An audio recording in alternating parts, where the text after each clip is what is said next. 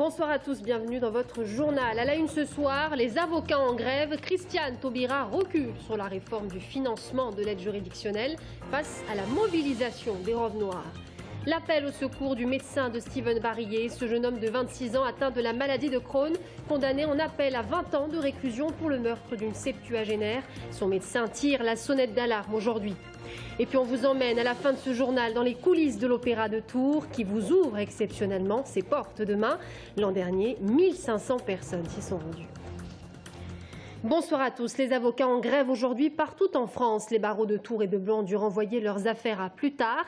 Ils s'insurgent devant la réforme du financement de l'aide juridictionnelle qui permettait au gouvernement de réaliser une économie de 15 millions d'euros. En début d'après-midi, la garde des Sceaux, Christiane Taubira, est revenue sur sa décision. Nous étions ce matin au tribunal de commerce de Tours. Romain Delville. Audience singulière au tribunal de commerce de Tours cet après-midi, avec en préambule un discours du bâtonnier représentant des avocats tourangeaux. La conférence des bâtonniers déplore que l'État fasse supporter aux seuls avocats les conséquences de son désengagement de sa mission régalienne que constitue l'accès au droit et à la justice. Et c'est la raison pour laquelle aujourd'hui, dans le cadre de ce mouvement de suspension de l'activité judiciaire des avocats, je vais avoir l'honneur de solliciter un renvoi en substituant chacun de mes confrères. Chaque affaire connaît alors le même sort, sans exception. Construction modulaire. C'est également une demande de renvoi, Monsieur le Président. Renvoi au 8 novembre. La grève des robes noires dans une trentaine de barreaux, dont ceux de Blois et de Tours, trouvait son origine dans la réforme de l'aide juridictionnelle. Elle prévoyait une baisse de l'aide de 10% ou une ponction de 0,2% dans le chiffre d'affaires des cabinets d'avocats. Sauf qu'entre-temps, la garde des Sceaux, Christiane Taubira, s'est exprimée et va demander au Parlement d'annuler l'amendement en question. L'indemnisation au titre de l'aide juridictionnelle est ridicule depuis des années, n'a jamais été révalorisée depuis 2007. Donc le ministère savait pertinemment qu'il y allait y avoir une problématique et donc pour couper court à cette problématique annonce une diminution et revient sur cette annonce. Comme ça on est content, on ne perd pas 10% et on gagne 0. Mais est-ce que ça va satisfaire les avocats? Je n'en suis pas sûr. Les avocats attendent maintenant les nouvelles propositions gouvernementales et n'excluent pas de durcir le mouvement si elles ne répondent pas à leurs attentes.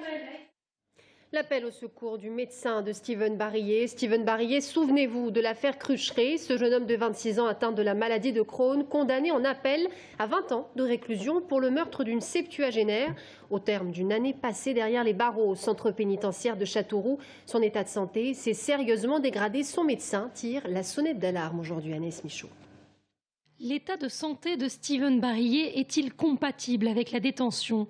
Une question qui aura été posée à de multiples reprises depuis 2009, avec des réponses divergentes.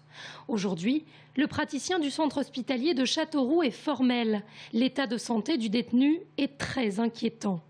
C'est ce qu'il a écrit au juge d'application des peines en disant que le garder en détention serait, je cite, inhumain et qu'il était nécessaire qu'il soit hospitalisé en soins intensifs. En effet, lorsqu'il l'a examiné, il ne pesait plus que 38 kilos. Une situation critique qui inquiète au plus haut point la sœur du détenu. Physiquement, il n'est pas bien du tout. Il a les yeux vitreux, il a les joues toutes creusées, il ne tient totalement pas debout. Le moindre effort, c'est un effort insurmontable pour lui. Donc, non, il va très mal physiquement. J'ai peur à chaque heure que mon téléphone sonne pour me dire qu'il nous a quittés. Tellement son état de santé est grave aujourd'hui. Maître Morin rappelle que l'heure n'est plus à se demander si son client est innocent ou coupable, mais qu'il faut agir. Au lieu d'avoir une vision purement médicale, on regarde la peine et on dit il a été condamné à 20 ans, il ne faut pas qu'il sorte parce qu'il s'en tirerait à bon compte. Steven Barillet a été condamné à 20 ans de réclusion criminelle, mais en aucun cas à la peine de mort. L'avocat appelle le juge d'application des peines à se saisir lui-même pour reconnaître que Steven Barillet ne peut continuer sa détention à Châteauroux et a décidé au plus vite d'une suspension de peine. Il faut que chacun prenne ses responsabilités. Les éléments médicaux, ils existent, ils sont entre les mains de la justice, à elle d'agir. Compte tenu de l'urgence de la situation, Maître Morin a soumis à son client une requête de suspension de peine qu'il pourrait soumettre au juge. Steven Barillet, qui clame toujours son innocence et qui nous avait écrit pour dénoncer ses conditions de détention, préférera peut-être attendre que la justice reconnaisse elle-même qu'elle n'a pas su anticiper les conséquences de la détention sur l'état de santé du condamné. Le président délégué du Tour FC, Jean-Luc Ettori, interdit aux Turons l'accès au stade jusqu'à nouvel ordre. Ce groupe de supporters à l'origine d'actes de vandalisme dans une station-service de l'A85 lors du déplacement du club vendredi dernier à Angers. Et puis j'ajoute que le Tour FC rencontre Brest ce soir au stade de la Vallée du Cher. Des tags injurieux et menaçants sur les murs du lycée professionnel Becquerel. Hier matin, le corps enseignant du lycée a décidé de suspendre les cours. Les tags allaient même jusqu'aux menaces de viol sur l'une des deux professeurs. Ils ont porté plainte accompagnés du proviseur hier. Les cours ont pu reprendre normalement aujourd'hui. Le mouvement social se poursuit sur le réseau Fil Bleu. Des perturbations sont à prévoir en heure de pointe. Dimanche, 89% de l'offre de transport sera assurée le matin entre 7h et 9h30, puis l'après-midi entre 17h et 19h30. La ligne de tram, elle circulera normalement. Je vous rappelle que les conducteurs du réseau pointent du doigt un temps de parcours de bus-tram inadapté à la réalité des trajets. Aucun accord avec la direction n'a pu être trouvé pour le moment. Tous à l'Opéra pour la 9e année consécutive. L'Opéra de Tours ouvre ses portes au public demain de 9h à 22h et ça marche. L'an dernier, 1500 personnes s'y sont rendues. Cette année, vous pourrez même assister aux répétitions de Don Giovanni. Aurélie Renaud vous emmène en coulisses. Tout le monde connaît sa façade. Mais êtes-vous déjà entré dans le Grand Théâtre? On y découvre d'abord son péristyle et son majestueux escalier d'honneur dominé par la tragédie et la comédie. En ce moment, on y prépare Don Giovanni. Côté spectateur, voilà ce que vous pourrez découvrir. Maintenant, rendez-vous côté coulisses. Et pour comprendre comment fonctionnent les jeux de lumière et les changements de décor, direction les cintres. On a une dizaine de mètres au-dessus de la scène, on est sur la passerelle de commande de cintres. Je parle doucement parce que la répétition est en cours. Donc il y a tout un système de tringlerie. Les guindes meuvent avec des grosses poulies qu'on appelle les mères de famille, qui renvoient les filins sur des porteuses au-dessus de la scène.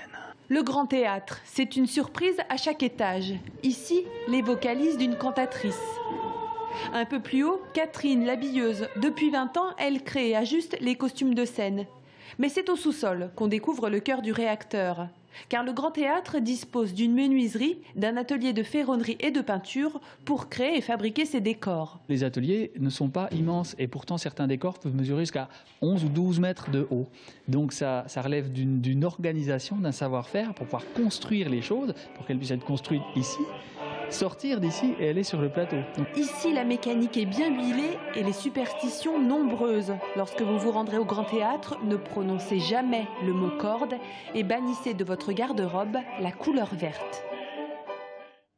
Pas d'automne sans la traditionnelle cueillette de champignons. En ce moment, le climat est délicieusement favorable à l'exercice. Rencontre avec deux passionnés au bois de Larçay ce soir, Brienne Bock et Bastien Mathieu.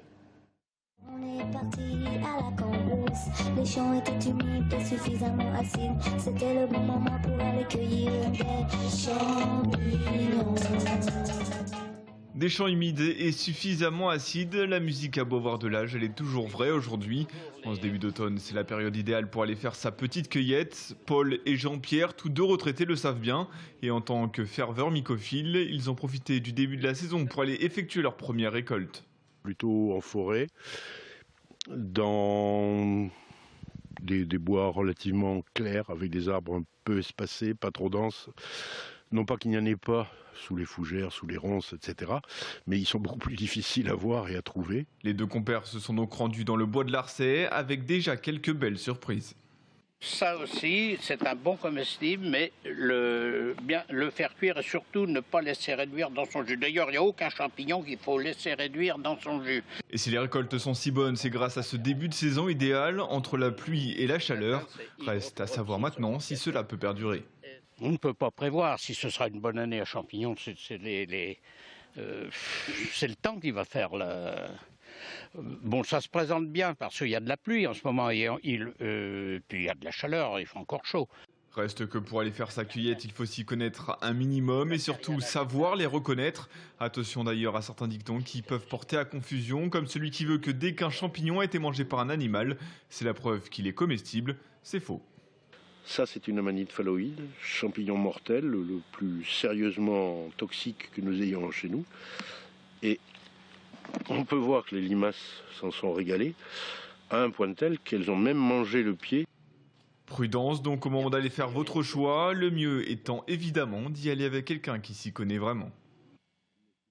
Et c'est la fin de ce journal. Merci d'avoir été avec nous. À suivre, l'invité de la rédaction, Pierre Louot, président de l'Association des maires. Avec lui, nous parlerons notamment de la réforme des rythmes scolaires. A tout de suite.